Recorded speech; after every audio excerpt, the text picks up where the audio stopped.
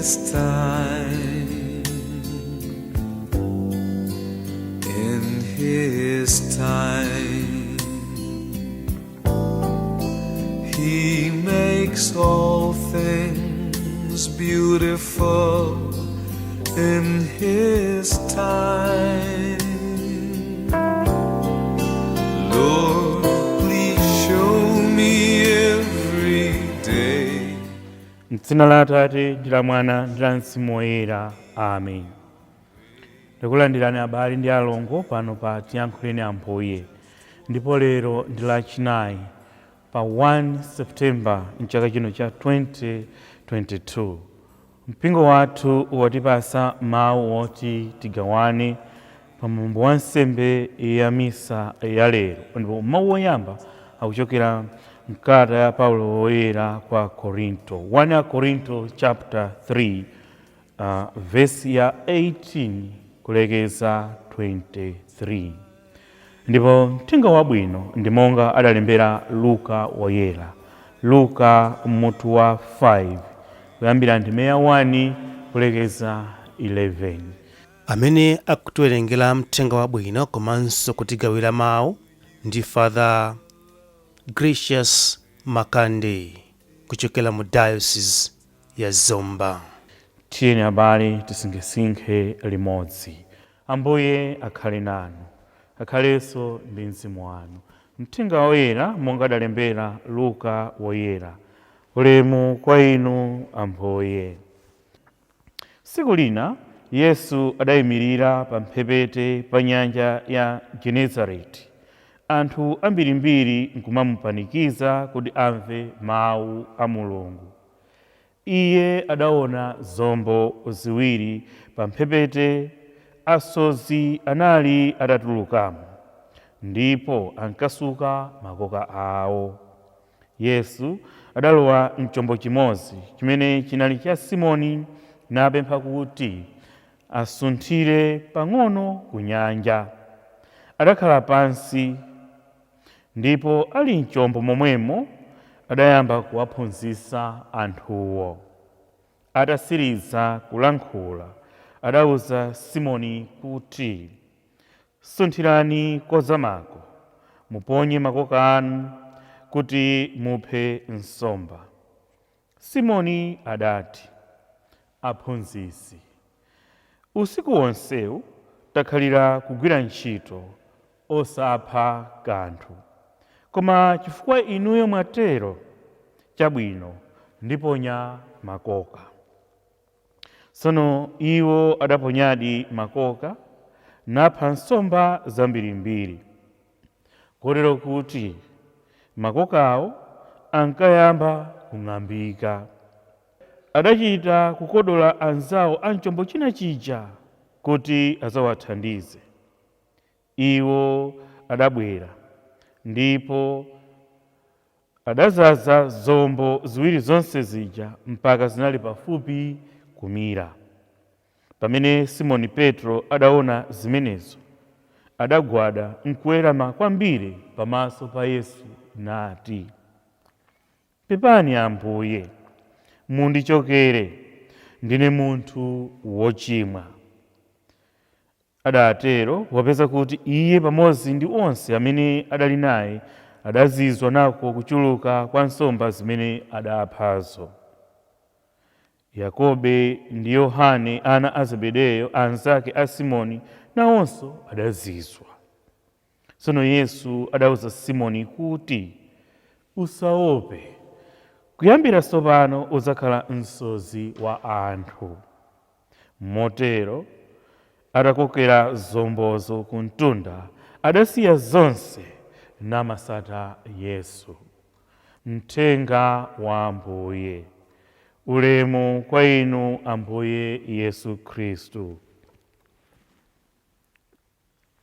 Abale ndi alongo okondeka, lero lachinayi pa 1 September 2022 mpingo watipasa mawu awa kuti tigawane mawuwa atilondoloze lero, mawuwa akhale nyale ya moyo wathu pa tsiku la lero ndipo ine ndimati ndigawane nanu motere.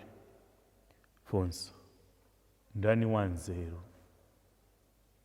Mawu oyamba amene tamvachi akunena kuti musamazinyenga kuti ndinu anzeru. Nzeru za anthu nzopusa pamaso pa Mulungu. Mulungu amakola anthu anzeru mukuchenjera kwawo. Pasakhale wina wonyadira anthu chabe. Zinthu zonse ndi za Mulungu. Tatamva pamenepo akuti musamazinyenga kuti ndinu anzeru, chifukwa nzeru za anthu nzopusa pamaso pa Mulungu. Ndiye ine ndikuti ndani wanzeru? Ndani wanzeru? Mawu alero oyambawa andikumbutsa kwambiri zimene anachita anyamata ena ndi kuphunzitsa ku sukulu ina yakenso mchaka china chake. Zinangochitika kuti ngati staff tinagwirizana kuti weekend imeneyi palibe zoti muonera video kapena kuvina, koma tifuna kuti aliyense amene ali ndi luso abwere pa stage asangalatse anzake. Ndi kunabwera anyamata atatu atatenga mabotolo m'manja ndikuwasekera bwinobwino. Ndi aliyense atafika pa stage paja anayamba kumayimba nkumavina, ife kumangowaona.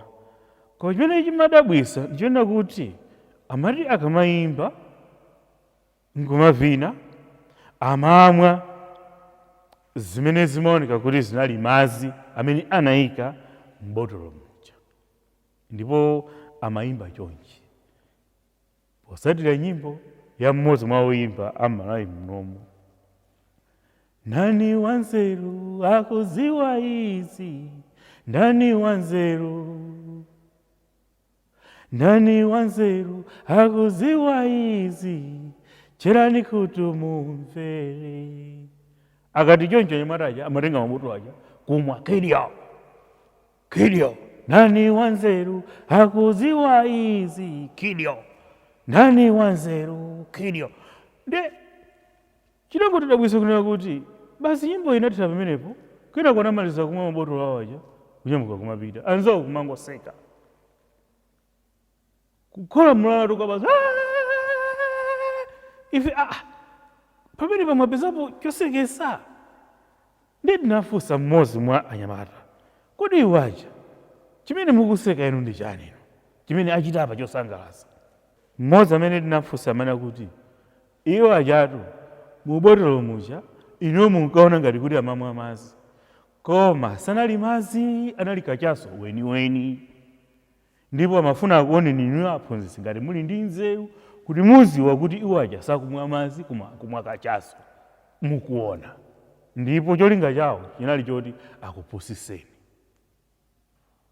Ndiye ndikuti mutu wa ulaliki wathu ndi ndani wanzeru. Ndinaseka, ndinazimviranso chisoni kuti anyamata aja anatha kutipusitsa ife astafu. Koma funso lilonena kuti kodi ndani angampusitse Mulungu? Kudzera muzimene anachita anyamatawa ndinatengapo phunziro kunena kuti nkosavuta munthu kupusitsa munthu nzake, kapena ana kupusitsa makolo monga amene anatipusitsira ife ana amenewo, kapena kholo kupusitsa kholo linzake. Koma ndi ndani amene angampusitse ndani? Mulungu. Ndi mawu alero Paulo woyera kalata yake kwa Korinto akunena kuti musamazinyenga kuti ndinu anzeru. Akuti Mulungu amakola anthu anzeru mukuchenjera kwawo. Ndimafuna ndibweze pamwe kunena kuti palibe angamupusitse Mulungu. Inu ndine titakukhala ndi chinsinsi, inu ndine titakumabisirana zinthu, inu kandi wa banja lanu, nzanu wa banja, kandi ana anu, kandi makolo anu, mutha kumabisirana, koma palibe angamubise Mulungu. Palibe angakhale ndi chinsinsi pamaso pa Mulungu. Palibe angaonese nzeru kuti ine nditha kumpusisa Mulungu. Palibe. Ife anthu titha kumapusisana.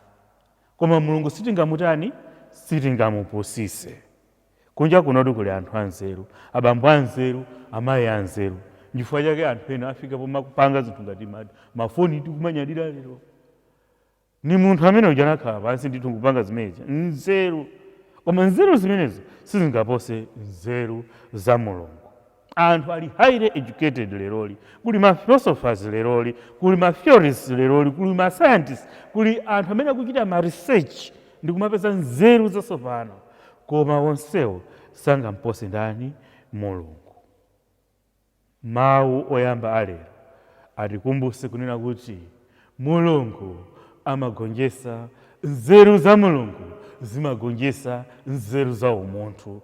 Palibe angampusise Mulungu.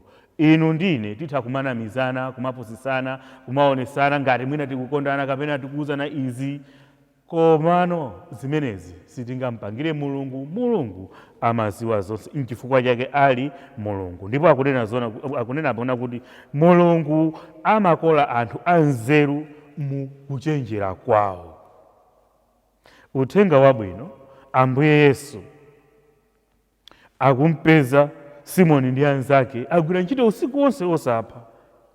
Ndipo atawalalikira kumapeto kwaja kuna kuti sunthirani kozamako ndipo muponye makoka anu kuti muphe nsomba.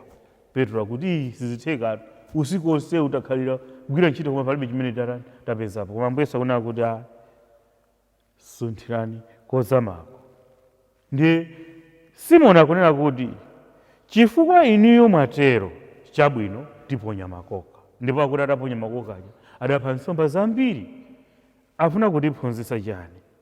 Akutiphunzitsa Ambuye Yesu kunena kuti pa ife tokha sitingapeze zinthu zabwino, koma ndi Ambuye titha kukhala very successful, titha kupeza chilichonse. Palibe chosatheka ngati tili ndi Mulungu. Palibe chosatheka ngati Mulungu watituma. Palibe tinganene kuti ichi chosatheka. Ayi. Mawu akulu ndi amene kuti chifukwa inuyo mwatero, chabwino tiponya. Ndi Ambuye Mulungu mukhulupirire kuti business yanu izachita zodabwitsa ndipo izapita patsogolo mukamutenga Mulungu ndipo mukasatira zimene Mulungu akukupemphani. Ndi Ambuye Mulungu banja lanu lipita patsogolo. Ndi Ambuye Mulungu muzapewa mikangano m'banja mwanu. Ndi Mulungu udindo wanu uzakhala udindo wokomera anthu. Ndi Mulungu utumiki wanu uziyenda bwino, muzichita kufuna kwa Iyeyo amene wakutumaniyo. Ndi Mulungu chipani chanu cha ndale chizatumikira anthu, chizakweza ziko, chizabweretsa chitukuko m'dziko lino. Koma ngati mumusiya Mulungu pambali, muziwe kuti ndinu olephera. Ndi Mulungu ukonde wanu uzapha nsomba zambiri. Koma mukangomutaya Mulungu muzapha mbululu zokhazokha. Ana alisenene ndi amene azapezeke muti muukonde wanu, muneti yanu, mukhoka lanu. Koma ndi Mulungu muzapanga zazikulu. N'chifukwa chake Salimo imanena kuti ngati Mulungu samanga nyumba, woyimanga ayimanga chabe. Choncho ndi Mulungu tikasunthira kozama tizapeza zinthu zodabwitsa. Ndi Mulungu muzakhala bwana wanzeru. Ndi Mulungu muzakhala woyimba zimene zikuwathandiza anthu. Ndipo muzaona kuti mayimbidwe anu akupita patsogolo. Ndi Mulungu muzakhala woyimba wachikoka. Ndi Mulungu muzakhala mulaliki amene mukulalika zenizeni. Ndi Mulungu muzachita zodabwitsa. Tipemphere.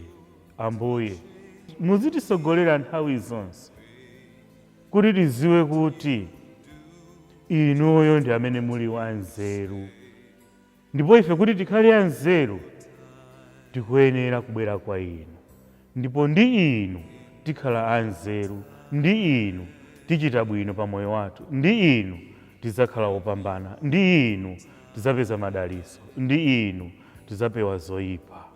M'dzina la Yesu Khristu Ambuye athu, amen. M'dzina la Atate ndi la Mwana ndi la Mzimu Woyera, amen. Lord, my life to you I bring. May each song I have to sing be to